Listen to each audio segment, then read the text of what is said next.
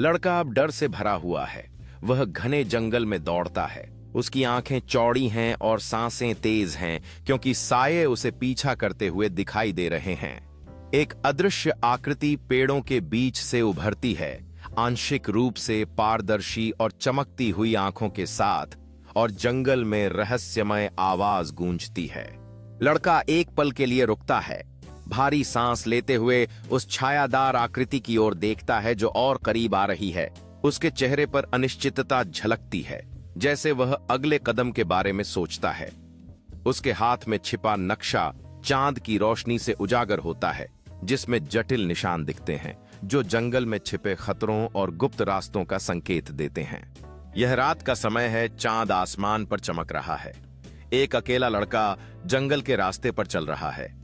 अचानक उसे एक पुरानी किताब मिलती है। जैसे ही वह किताब खोलता है, एक रहस्य सामने आता है। किताब के अंदर एक छिपा हुआ नक्शा।